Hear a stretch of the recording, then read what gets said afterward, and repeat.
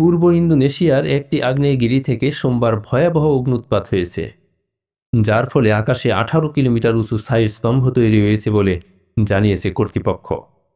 কয়েক সপ্তাহ আগেও এই আগ্নেয়গিরির অগ্ন্যুৎপাতের কারণে জনপ্রিয় পর্যটন দ্বীপ বালিতে বহু ফ্লাইট বাতিল হয়েছিল। জাকার্তা থেকে এএফপি জানায়, ফ্লোরেস দ্বীপে অবস্থিত 1584 মিটার উচ্চতা বিশিষ্ট মাউন্ট লেউতুবি লাকি লাকি সকাল 11টা 5 মিনিটে অগ্ন্যুৎপাত শুরু করে।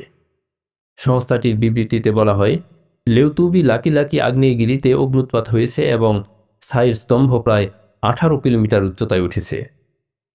তারা আরও সতর্ক করে বলেছে, ভারী বৃষ্টিপাত হলে আগ্নেয়বাহিত কাদা পানির বন্যা হতে পারে, যা আশেপাশের নদী ঘেঁষা জনপদের জন্য বিপজ্জনক হতে পারে।